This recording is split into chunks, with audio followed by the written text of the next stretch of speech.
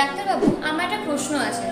প্রতিনিয়ত আমরা একটা খুব মেজর প্রবলেম ফেস করে আসছি, ঘরে ঘরে যেটা লেগেই রয়েছে, সেটা হচ্ছে common calf and cold, sneezing problem. মানে আমাদের যে নেজাল কনজেশনটা হয়, আমার মনে হয় তার কারণেই স্নিজিং প্রবলেমগুলো হয় আমাদের। যেরকম ঘুম থেকে উঠে বা স্নান করার পর খুব হাঁচি হয় আমাদের, বা বাইরে থেকে আসার পর অনেকের ডাস্ট অ্যালার্জি রয়েছে, একটু করে ধূলিকণা নাকে গেলেই হাঁচি শুরু হয়ে যায়। তারপর ফুলের রেণু থেকে হয়, কারোর আবার পারফিউম গায়ে দিলে সেই গন্ধেতে, সেই স্প্রেতেও কারোর কারোর এরকম স্নিজিং প্রবলেম হয়। তো আমরা মার্কেটে তো অনেক রকম মেডিসিন পাই, যেগুলো অ্যাকচুয়ালি নেজাল মানে ক্লিয়ার করার জন্য মেডিসিনগুলো ইউজ করা হয়, কিন্তু আমার মনে হয় না যেগুলো সেগুলো মানে পার্মানেন্ট সলিউশন বা সবসময় ইউজ করা উচিত। তো আমার আজকের প্রশ্ন এটাই যে আমাদের কি কোনো রকম কোনো হোম রেমেডিস আছে যেগুলো ইউজ করলে, যেগুলো কোনো সাইড এফেক্ট নেই এবং আমরা যখন তখন ইউজ করতে পারি, সেরকম কি কোনো কিছু রয়েছে? খুব সুন্দর একটা প্রবলেমের কথা বললে লোকশ্রী। আমি তোমাকে প্রথমেই জানিয়ে রাখছি, ক্লিনজিং মানে নেজাল কন্ডিশন যেটা আছে, নেজাল কন্ডিশন তুমি ক্লিন করতে চাইছো, তাই তো? এটা করার জন্য ঘরোয়া টেকনিক তো অবশ্যই আছে এবং এটা বহুল প্রচলিত, এবং তুমি সবচেয়ে সোজা হয় তাহলে একটা বড় আমার মনে হয় একটা ডেমনস্ট্রেশন দিলে জিনিসটা অনেক বেশি ক্লিয়ার হয়ে যেতে পারে।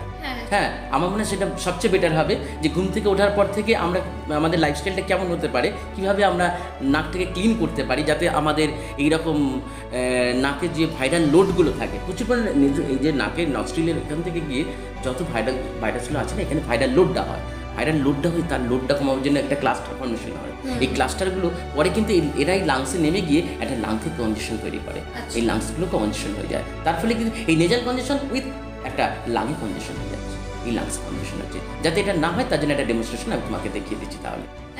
ওকে, ঠিক আছে।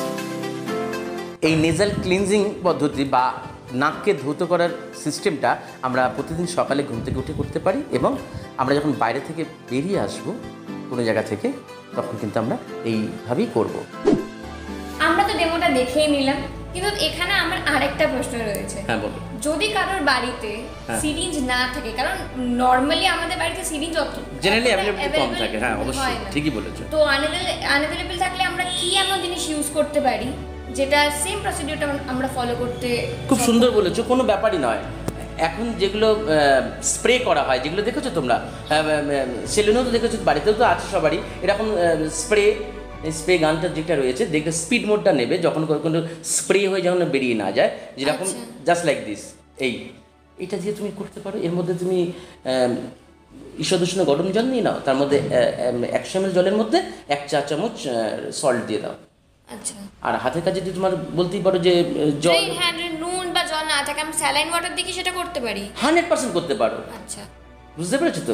আর এটা তুমি তো নিশ্চয়ই বুঝতে পারলে, তাহলে এটা অ্যাভেলেবল রয়েছে একদম।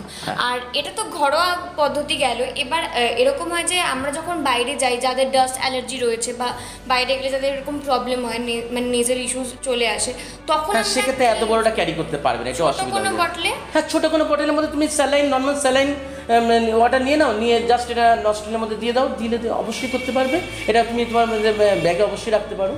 আচ্ছা আচ্ছা, হ্যাঁ, কোনো অসুবিধা নেই। আর এটা যখনই প্রবলেম হয় তখনই করা যায়? যখন প্রবলেম করে, এটা নিয়মিত অভ্যাস তৈরি করতে হবে প্রথমে মানুষের লাইফস্টাইলে, এটা অভ্যাস হিসেবে আমরা গড়ে তুললেই আমাদের কিন্তু এটা আমরা সুন্দর একটা জীবন পাবো।